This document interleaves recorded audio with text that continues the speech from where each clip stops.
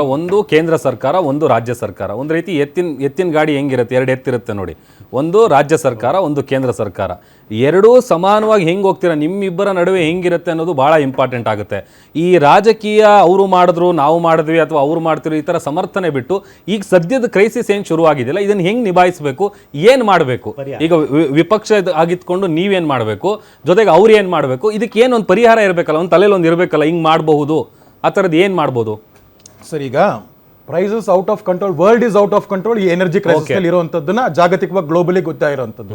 ಈಗ ಏನ್ ಸಮಸ್ಯೆ ಇದೆ ಬರ್ತಾ ಇದೆ, ಏನಂತಾರೆ ಮೊದಲು ಏನು ಇದು ಕ್ರೈಸಿಸ್ ಇತ್ತು ಅಂದ್ರೆ ಅಭಾವ ಬರ್ತಾನೆ ಇರಲಿಲ್ಲ, ಗ್ಯಾಸಸ್ ಸಿಗ್ತಾ ಇರಲಿಲ್ಲ, ಬ್ಲಾಕ್ ಸರ್ ಎಲ್ಲ ಇವರೆಲ್ಲ ಹೇಳಿದಂಥದ್ದು. ಈಗ ಸಿಗ್ತಾ ಇದ್ರು ಮತ್ತೆ ಬ್ಲಾಕ್ ಎಲ್ಲಿ ಮಾಡ್ತಾ ಇದೆ ಅಂದಾಗ ಆ ಬ್ಲಾಕ್ ಮಾರ್ಕೆಟರ್ಸ್ ನ ಎಲ್ಲಿ ರಾಜ್ಯ ಸರ್ಕಾರ ಡಿಸ್ಟ್ರಿಬ್ಯೂಷನ್ಸ್ ಹೊಣೆ ಹೊತ್ಕೊಳ್ಳುತ್ತೆ. ಯಾವ ಗ್ಯಾಸ್ ಏಜೆನ್ಸಿನ ಅವ್ರು ಬ್ಲಾಕ್ ಲಿಸ್ಟ್ ಮಾಡಿದ್ದಾರೆ, ಯಾವ ಗ್ಯಾಸ್ ಏಜೆನ್ಸಿ ಮೇಲೆ ಕಾನೂನು ಕ್ರಮ ಕೈಗೊಂಡಿದ್ದಾರೆ, ಒಂದು ತೋರಿಸಿ ಸರ್. ಅದಲ್ಲಿ ಅದೇ ಬೇರೆ ಬೇರೆ ರಾಜ್ಯದಲ್ಲಿ, ಬಿಜೆಪಿ ರಾಜ್ಯದಲ್ಲಿ ಇಲ್ಲ ಅದು ಬೇರೆ ರಾಜ್ಯದಲ್ಲಿ ಗ್ಯಾಸ್ ಏಜೆನ್ಸೀಸ್ ಮೇಲೆ ಈ ತರ ಕಮರ್ಷಿಯಲಿ ಅನ್ವಾಂಟೆಡ್ ಬ್ಲಾಕ್ ನಲ್ಲಿ ಮಾಡ್ತಾ ಇರೋರ ಮೇಲೆ ಗ್ಯಾಸ್ ಏಜೆನ್ಸಿ ಅದು ರಿಟೇಲರ್ಶಿಪ್ ಕ್ಯಾನ್ಸಲ್ ಮಾಡಿದ್ದಾರೆ, ಅವ್ರ ಮೇಲೆ ಕಾನೂನು ಕ್ರಮ ಕೈಗೊಂಡಿದ್ದಾರೆ. ರಾಜ್ಯದಲ್ಲಿ ಆ ತರದ್ದು ಯಾವ್ದಾಗ್ತಾ ಇದೆ ಒಂದು ತೋರಿಸಿ, ನೀವು ಅದಲ್ಲಿ ತೋರಿಸಿ. ನಾನು ಹೇಳ್ತಾ ಇರೋಂಥದ್ದು ಬರೀ ದೂಷಣೆ ಮಾಡೋದಲ್ಲ, ನೀವು accountability, what is your role, ನಿಮ್ಮ ರೋಲ್ ಏನಂತ ಇದು ಮಾಡಬೇಕಾಗಿತ್ತು ತಾನೆ.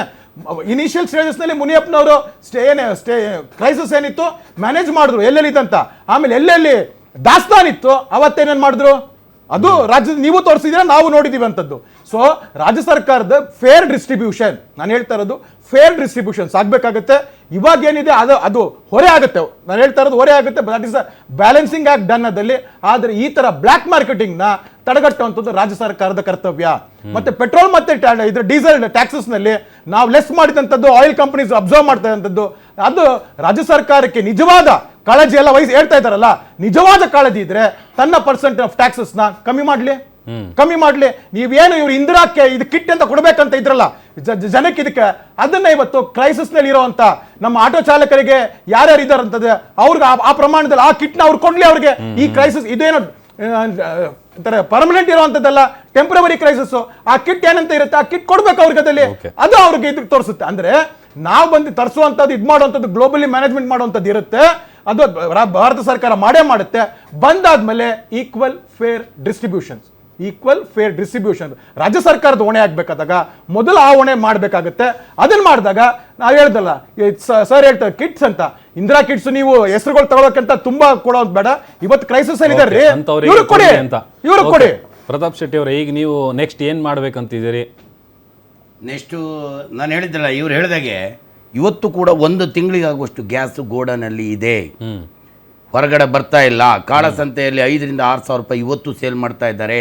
ದೊಡ್ಡ ರಾಜಕಾರಣಿಗಳೇ ಇರುವುದು, ಕೇಂದ್ರ ಸರ್ಕಾರ ಆಗಿರ್ಬೋದು, ರಾಜ್ಯ ಸರ್ಕಾರ ಆಗಿರ್ಬೋದು, ಈ ಗ್ಯಾಸಿನ ಬೆಲೆಯನ್ನ ಒಂದು ಸಬ್ಸಿಡಿ ಕೊಡುವ ಮುಖಾಂತರ ಒಂದು 300-200 ರೂಪಾಯಿ, ಮುಂಚೆ 150 ರೂಪಾಯಿ ಸಬ್ಸಿಡಿ ಇತ್ತು, ಅದನ್ನೇ 200 ರೂಪಾಯಿಗೆ ಏರಿಸುವಂಥ ಕೆಲಸ ಮಾಡಿಬಿಟ್ಟು ಸಬ್ಸಿಡಿ ಕೊಡುವಂಥ ಕೆಲಸ. ಯಾಕೆಂದರೆ ಆಲ್ರೆಡಿ ಈಗ ರೇಟ್ ಗಗನಕ್ಕೆ ಏರ್ಬಿಟ್ಟಿದೆ, ಇನ್ನು ಕಮ್ಮಿ ಮಾಡಲ್ಲ ಇವರು, ಯಾವುದೇ ಕಾರಣಕ್ಕೂ ಕಮ್ಮಿ ಮಾಡಲ್ಲ, ಯಾವುದೇ ಥಿಂಗ್ಸು ಕಮ್ಮಿ ಮಾಡಲ್ಲ. ನಾವು ಗ್ರಾಹಕರಿಗೂ ರೇಟ್ ಜಾಸ್ತಿ ಮಾಡಿದ್ರು ಕೂಡ 5 ರೂಪಾಯಿಂದ 10 ರೂಪಾಯಿ, ಅದಕ್ಕಿಂತ ಜಾಸ್ತಿ ಮಾಡಲಿಕ್ಕೆ ಆಗೋದಿಲ್ಲ. ಯಾಕೆಂದರೆ ನಮಗೆ ಗ್ರಾಹಕರು ಬೇಕು. ಆ ಕಾರಣದಿಂದ ಗೋಡನ್ ಇರುವಂಥ ಸಿಲಿಂಡ್ರನ್ನೇ ಜನರಿಗೆ ಕೊಡುವಂಥ ಕೆಲಸ ರಾಜ್ಯ ಸರ್ಕಾರ ಮಾಡಲಿ ಅಂತ ಕೇಳ್ತಾ ಇದ್ದೀನಿ.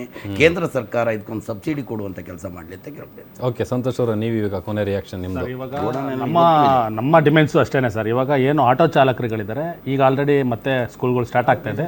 ಸೊ ಆಟೋ ಚಾಲಕರುಗಳ ಮಕ್ಕಳಿಗೆ ಸ್ಕೂಲ್ಗಳಲ್ಲಿ ಫೀಸ್ಗಳು ಕಟ್ಟಲಿಕ್ಕೆ, ಅಡ್ಮಿಷನ್ ಮಾಡ್ಕೊಳ್ಳಿಕ್ಕೆ ಅವಕಾಶಗಳು ಕೊಡಬೇಕು, ಅಥವಾ ಸಾಧ್ಯವಾದರೆ ಸರ್ಕಾರನೇ ಅದನ್ನು ಭರಿಸಬೇಕು.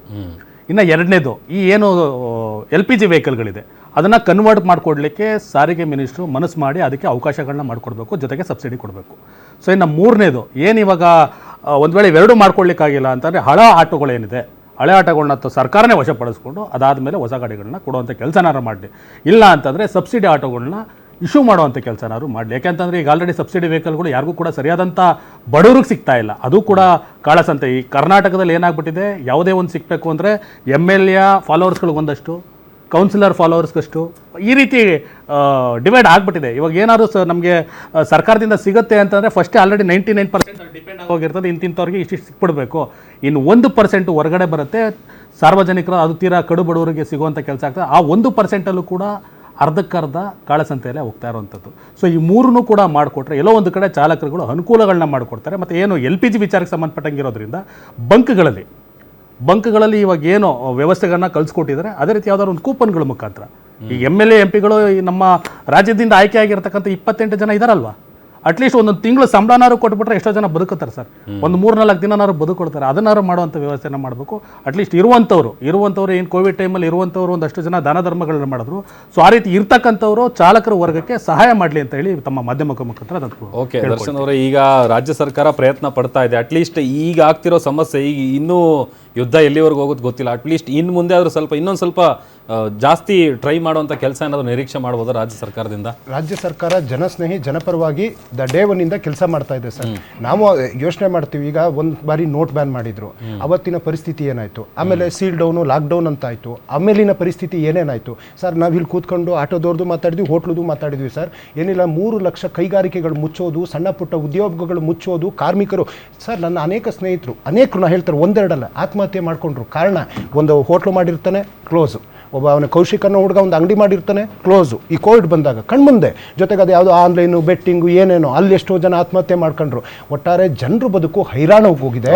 ಸೊ ನಮ್ಮ ಸರ್ಕಾರ ಇವರು ಕೆಲವೊಂದು ಸಜೆಷನ್ ಇಟ್ಸ್ ವ್ಯಾಲಿಡ್, ಅವ್ರು ಕೇಳ್ಕೊಳ್ಳುವಂಥದ್ದು ನೋವಿನ ಜೊತೆಗೆ ಅವ್ರು ಒಬ್ರದ್ದು ಅವ್ರ ಸ್ವಂತ ಮನೆಗೆ ಕೇಳ್ಕೊಳ್ತಿಲ್ಲ. ಯಾರು ಸಂತೋಷ್ ಅವರು ಅಥವಾ ಪ್ರತಾಪ್ ಶೆಟ್ಟರು ಅವ್ರ ಸ್ವಂತ ಏನು ಹೇಳ್ತಾ ಇಲ್ಲ. ಎವ್ರಿಬಡಿ ಅವ್ರ ಕ್ವಶನ್ ಇರ್ತಕ್ಕಂಥದ್ದು ಸಾಮಾನ್ಯ ಜನನ ಬದುಕು ಹಾಗೂ ಇವರ ಉದ್ಯಮದ ಬದುಕು. ನಾಳೆ ಯಾಕೆಂದ್ರೆ ಅವ್ರು ಸಂಬಳ ಕೊಡ್ಬೇಕು ಸ್ವಾಮಿ, ಬರೀ ಹೋಟ್ಲಲ್ಲಿ ಅಡುಗೆ ಮಾಡೋದು ಹಾಕೋದಂತಲ್ಲ. ಮತ್ತು ನೀವೊಂದು ಪದ ಹೇಳಿದ್ರಿ ಚೈನ್ ಸಿಸ್ಟಮ್ ಅಂತ ಸರ್.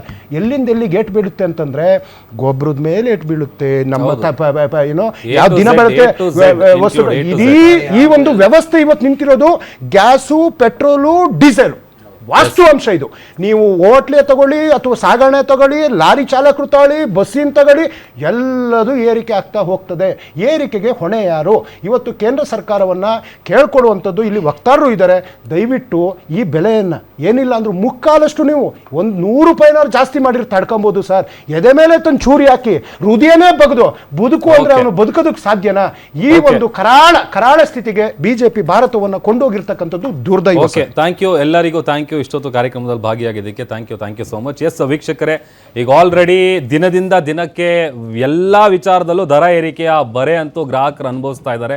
ಇನ್ನು ಮುಂದಿನ ದಿನಗಳಲ್ಲಿ ಅತ್ತ ಕೇಂದ್ರ ಸರ್ಕಾರ ಆಗಿರ್ಬೋದು, ಇತ್ತ ರಾಜ್ಯ ಸರ್ಕಾರ ಆಗಿರ್ಬೋದು, ಇದನ್ನು ಹೇಗೆ ನಿಭಾಯಿಸುತ್ತೆ ಅನ್ನುವಂಥದ್ದನ್ನು ನಾವು ಕಾದು ನೋಡೋಣ.